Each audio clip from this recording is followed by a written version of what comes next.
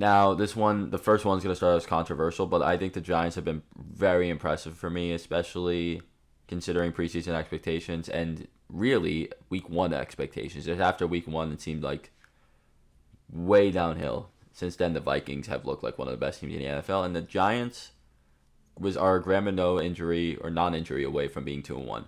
Daniel Jones has been good since the first game of the season. He threw 2 picks. Now he's thrown for 2 touchdown passes each of the last 2 games and over 200 yards. Good completion percentage. They are the defense. I meant the defense, especially in this game. I meant the pass rush. We knew that was the strength of this team. They have one of the best pass rushes in the NFL with Burns, Lawrence, and Thibodeau. But 8 sacks and a forced fumble this game. And especially after the game started, they fumbled on the opening kickoff and let up a touchdown, and then almost blanked Cleveland the rest of the game. I'm very impressed with how the Giants are playing. It's super unfortunate now that they lost that game versus Washington, who I will tell you, and probably obviously are going to be on this game later, or on this list later. And how about the Vikings? I meant, really, how about the Vikings? I'll be honest, I had them starting the season 0-4. My bad. It's looking really bad. Sam Darnold has been amazing, and they have started with the hardest schedule in the NFL, and they're 3-0. Who did they beat week 1? The Giants, whatever. Okay. Beat the Niners. They blanked the Niners, and then they blanked the Texans. They completely destroyed both teams. They have made every quarterback they have played look awful. How many interceptions do the Texans have? I think 7? I think Purdy threw 3, right? I think they have 7 picks in 3 games. They are turning the ball over. They are scoring at will. I don't know, though. What is the Viking ceiling this year? What is a Viking ceiling with Sam Darnold? Is it Super Bowl? I can't say that. I can't say that yet. They definitely seem like a playoff team. They're definitely playing like the best team in the NFC North, even though I still think the Lions are the best team in the NFC North. But what is the Viking ceiling? It will be very curious to see as the season goes along.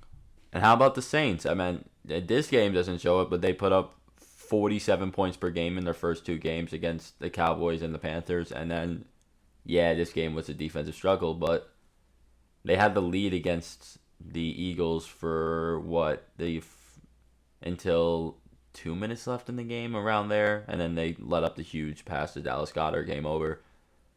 But Saints have looked very impressive in a division that's definitely going to be up for grabs, because the Buccaneers, who I was going to put on this list, probably not going to be on this list anymore, lost. But to the 0-2 Broncos, the Panthers suck. Falcons are interesting, though. And in the division up for grabs, it seems like the Saints definitely are going to be the one to take it, at least for now. How about the Steelers, too? Also 3-0. Justin Fields has looked good this year. He's making good reads. This was probably the best game he's had so far, because he doesn't put up great yardage marks passing wise, but Justin Fields he's the guy. I don't think this is Worcester Wilson when he comes. At this point, he's established himself as a starter. Defense, this is Steelers defense. When you think Steelers defense, this is what it is. What do they have? They have 3 offensive touchdowns, which could be an issue throughout the year, but they are doing enough to win, because they've let up 10 points to the Falcons. I forgot 7 points last week and then 10 points this week. Yeah, their defense is the best in the NFL. Super impressive. Seahawks too. Another just surprise 3-0 team, and I don't really know what to say for the Seahawks. They 3-0. The Dolphins are their own mess too. Who else have they played this year? The Broncos, who I don't even know what they are. I forgot the second team. But yeah, DK's insane. DK Metcalf is insane. What are his numbers this year? I can't even look up the full numbers. Geno is playing good. 2 picks, not great. And especially the defense is playing amazing too. It seems like, with the Seahawks and the Steelers, we're kind of getting a return to old, I guess we can say. Cardinals, record does not show it, because what's their point difference? They have a really good point differential. It's better than the Chiefs, who are 3-0. And that Kyler has been the most impressive, honestly, player, in my opinion. Or we'll go quarterback, just because I'm not thinking of any right now. Marv has been great. James Conner, I was preaching. I'm like, Trey Benson, he going to be the starter. Do not take James Conner in fantasy. I'm 0-3 in a league. I'm 1-2 in another. I'm 2-1 in another. I'm not good at fantasy, so yeah, my bad on that front. The supporting cast on the receivers too have been great. The defense is actually pretty good, and the Cardinals, 1-2 does not show it. What are they gonna do this year? I don't know. It's still probably a top 10 pick team, but the fact that they're playing super well. They're just playing super well. Do I want to say it? Yeah, let's say it. The most electric team in the NFL right now. Washington has become one of the most dreadful teams to watch in the NFL the past few years, to maybe the most fun. Jaden Daniels is legit, man. It's legit, and how Cliff Kingsbury is playing him, like, if you're a big draft person, I am.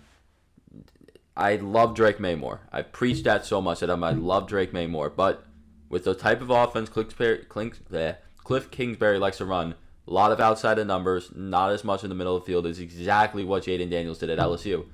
And they have used him exactly like he was at LSU. It's been a flawless transition. And you saw that touchdown to Terry McLaurin last night.